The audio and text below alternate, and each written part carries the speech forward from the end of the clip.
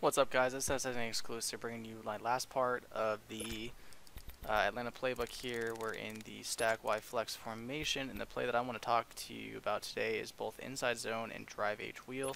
These are the last two plays of this breakdown that I'm going to do. So far I've covered how to attack the deep right and the deep middle of the field, along with the short middle and short right of the field. So this play is really designed to first attack the short and deep left side of the field, as well as pretty much everywhere except deep. So if we hike this ball here, first thing you want to do is you want to read to the left side of the field. You want to see what the corners do, you want to see if they play the flats, and you want to see if they drop back. Now, the first thing I did here is I see three dudes over here, so initially I'm probably not going to throw it over here. So when I snap the ball, the first thing I do is as soon as he makes his cut, if I see someone coming up on that, I'm not even looking there. And then I can also see this corner playing the corner. And so as soon as that happens, I can then drop down, look at my drag route, and I can also come back and hit this wheel route too. This is I'll get to that later in the video, but this is a very good route.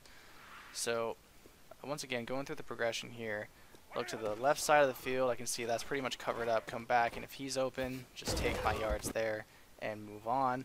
Otherwise, hit your running back. You can also just look to your running back as soon as you snap it for a nice little quick gain. These wheel routes this year, you can get really good rack on those.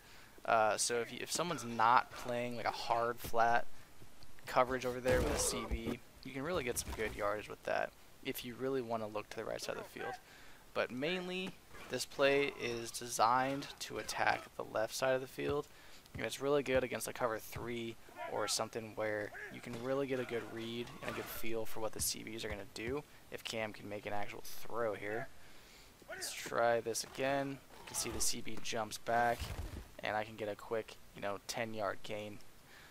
This play really is just something to keep your opponent on their toes.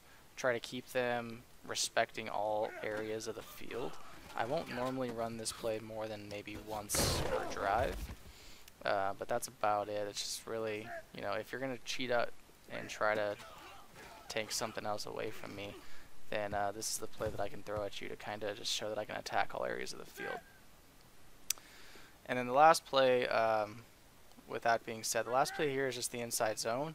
And this is just a pretty straightforward little run. You've got most formations, you're going to be looking at a halfback draw or something like that. But this one, the inside zone, is just a pretty decent way to keep your opponent to respect and just kind of, if you want to, a lot of people play dollar, a lot of people play, formations where running the ball on that, it should be pretty easy, especially if you've already established that you can just chunk them down the field with your passing game. So the inside zone here is obviously a very good alternative.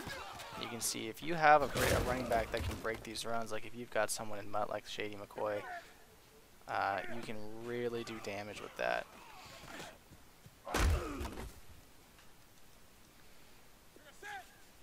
And then I'll try to just get out of here because running against goal line sucks.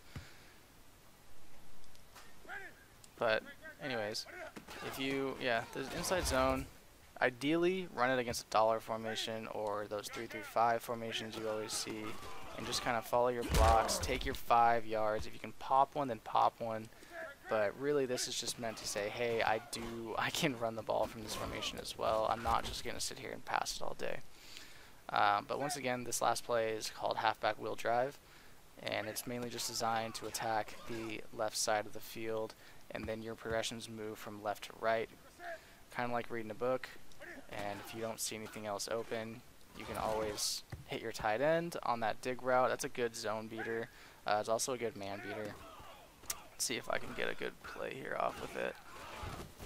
And you can see the pass rush from the CPU always sucks when you're practicing.